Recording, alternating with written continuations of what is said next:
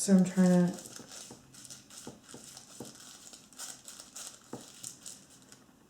to let loose in the world. I want to explore the most hideous things that you can be, because if you accept your own hideousness, then you can accept other people's hideousness, and then we can all love each other and realize that we're all hideous and we can all be hideous together. Why it's so scary is because now we hate anger, and Bob Dylan says in a song, we're told to not hate anything except for hatred, I think, or something like that. And I don't even know if he means this by it, but I think it's like we're so like inclusive and compassionate to everything except for non-compassion, and hard to digest or hard to face. Then we kind of push it to the side and hide it, and if anyone shows that, we like banish them, and we banish anger, we banish hatred, we banish anything ugly, which is just completely contradicting the idea of compassion. To have compassion, you must have compassion for everything. I want to be able to accept that part of myself, and for others to accept that part of me, and for me to accept that part of other people. Or which house you're the most drawn to is what I'm trying to say. Whether you're just drawn to one, several, or maybe all. Please. She said, don't waste your words, they're just lies. Cried she was deaf. Then after working my face and breaking my eyes, said, what else you got left? And as I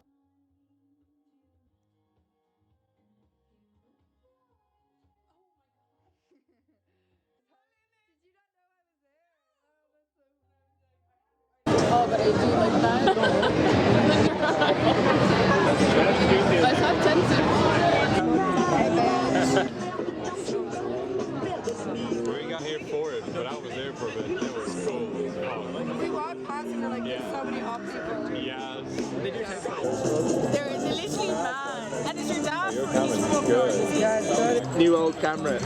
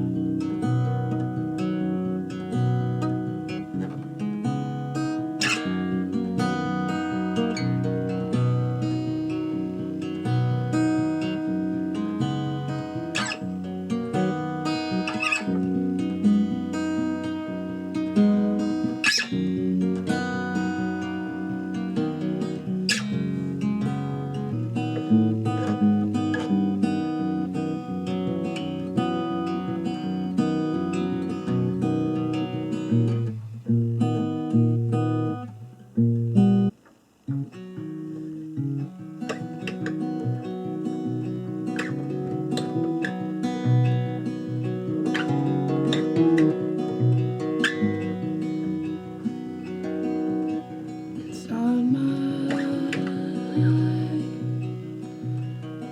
it's ours, the shine, the coward, come over to stand. You will fall behind, but everything happens, everything happens, everything happens.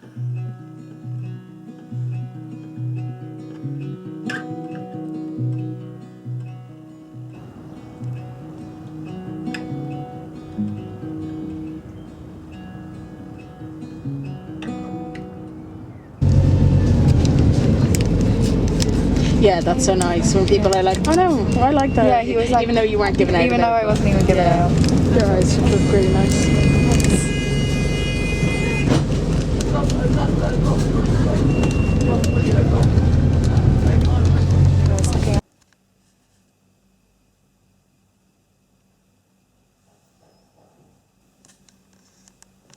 I can't wait to see my baby. The whole time. Do you think there's something wrong with my chest? Couldn't stop because it actually hurts. Oh my god. Yeah, so I'm actually getting freaked out now. Wait, can I just feel it one more time? Yeah, of course. Right. I don't mind. Now I'm getting. I just have to have one more reveal. No, you're like not. So is that your collarbone? Or? Yeah, it's my collarbone. It's really spiky on You this just side. have a real small collar. Like feel my collarbone. Yeah, but one, it's only one side, the other side isn't like that. And I remember, I know, I'm always feeling like. Quack, quack, quack, quack, quack, quack. Oh! Oh my god, what? Oh my god, they're having a fight. Shit.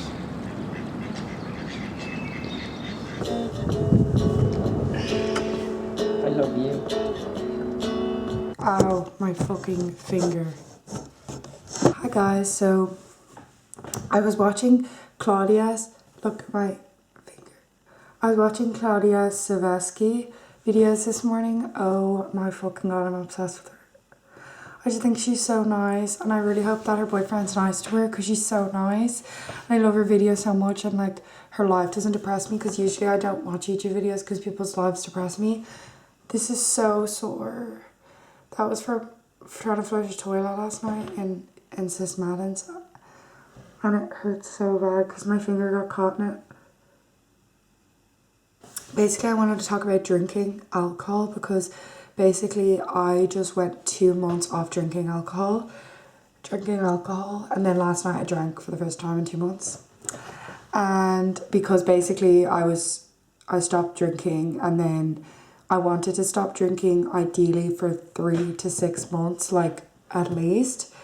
But basically when you're quit alcohol, you basically experience like a dopamine deficit. So because I've been used to like getting my dopamine from alcohol like since I was like 16, like non-stop at least once a week, and then that just like stopped abruptly. So then you start like withdrawing from that dopamine, and then you kind of get depressed, and you kind of have to like just push through that for like, I think it's 6 months when you kind of readjust your body, I think. I know that because I read half of How to Quit Like a Woman, but I stopped reading it. This was like a few years ago. A few years ago. Then I stopped reading it because I started drinking again or something. But I want to read it again, but I don't know who the fuck has the book because I can't find it. So then I decided to, because I guess I forgot why I stopped drinking. Like basically I stopped drinking because I was drinking passively instead of drinking intentionally. So I was like going to a gig, and instead of just going to the gig, it was like I was getting like blackout drunk at the gig for no reason. When I drink, I do things I don't want to do, obviously. And I just think that's crazy, like that there's something that has kind of like autonomy over my body, and that I don't have a say in what I do. It's just scary. Everything that I've ever done that's like extremely shameful in my life, I've been drunk. It sounds like I'm like did something bad and that's why I quit drinking, because I actually didn't. It was actually because basically I get so hungover that I get so depressed and sad, and it's just too much chaos for me to handle when I'm such a like low energy person, and I can't take a lot of external chaos. I need like my environment. I need to be peaceful like in everything and every aspect of my life, or else I just like get really overwhelmed. Alcohol exacerbates your emotions, and everyone has anger, shame, fear, everything inside of them. I think that being drunk, for me, I don't want to speak for everyone, but being drunk, those negative emotions or those negative desires come out of me, and I can't take control of them, and I take them on, and I can't control them or whatever, and then so I act out and I do things like, you know, things that are self-destructive that I don't want to do to my body or I don't want to do. So yeah, I do that because I have no control over, my inhibitions are lowered, which is for everyone, but basically I just think that I just can't handle doing that and I just want to be in control. I think that sometimes being sober and like there and present in your life can be overwhelming, but that's what we're all here to do, is to be present and be in the reality that we're in, because then there's no point, because you're either ahead or you're behind, but you want to be here. So I find that alcohol really helps me to distract myself from the present. It helps me to endure boring people, boring situations, and it helps turn off my brain and my judgmental brain and just do. But it's not coming from a place of love, it's coming from a place of fear. So there's like lower consciousness and higher consciousness. Lower consciousness is you're not thinking, you're doing, but you're not coming from a place of love and trust and God. And then higher consciousness is you're not thinking, you're doing, and you're present, and it's coming from love and God. If you do something when you're really drunk or intoxicated with something, I don't think it's a reflection on you. I think it's a reflection on the alcohol, or for example, if someone was angry, really angry, and they said something hurtful to you, I don't think it's a reflection on them, it's a reflection on how much they're struggling. I think it's kind of the same for alcohol. Like, for example, if someone cheated on me while they were like blackout drunk, it would hurt my feelings, of course, and I would like, doubt what I believe, obviously. But I believe that if someone cheated on me and they were blackout drunk, my point of concern would to be if they were lying about being blackout drunk. Do you know what I'm saying? Because if they were blackout drunk and they cheated on me, they are literally like a fucking caveman following their fucking instincts. They're not conscious of me. They're not conscious of themselves. They're not in control of their body. They've been possessed by alcohol. So they've been possessed by just their instincts. I don't think you're conscious. You're not conscious enough to make, you're not in the frame of mind to make a conscious decision. So it is the opposite of a reflection of your character, because you are not conscious. You are not acting in character, if you know what I mean. I'm not saying that it's like forgivable or whatever. I would forgive them, but I'm not saying that like, I haven't done this, by the way. Sounds like I've done it. I'm trying to absolve myself. But, I just think things like that, it's like, I don't want to put myself in that position where I'm capable of doing stuff like that, because I think I think the apology should be, I'm sorry for putting myself in that position and like getting blackout drunk. Unless you're a fucking alcoholic, because you have no control on it, guys. But basically, because it's disease or whatever, but basically, do you know what I mean? Drinking just it's just like good for instant gratification, and that is it. Like, I think that's it. And that's okay sometimes. That's exactly like going on my phone. It's just like watching reality TV. Yeah, that actually is true. Like watching reality TV or something, which I fucking do and I fucking love, because Married at First Sight is like the best thing I've ever seen in my life. Anyway.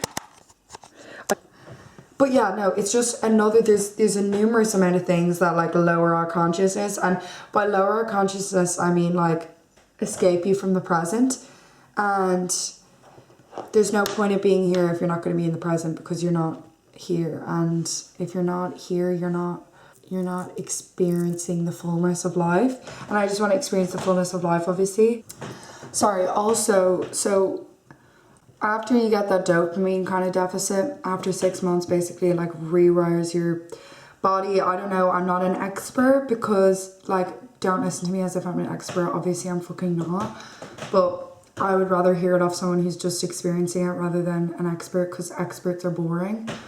But basically, after 6 months, then you get your dopamine intake from other things, so like creative things or hobbies, and you start becoming like apparently like a child. Like, think of like before when you drank, and like I remember before I drank, me and my friends would make up dances, and it was so fun. We'd make up dances and it was so fucking fun. We'd like do performances, we'd like play games, it was so fun. that's what it's like. Do you know what I'm saying? Like, that's what it's like. And then you start drinking alcohol, and then that was your playtime, you know? So after 6 months, that all kind of comes back. The girl in Hit It Quit Like a Woman, she was like, I started rollerblading and like all of this random shit. And like, I know what that feels like because of being a child, but also because my job is being creative or whatever. And like, so my job is to play.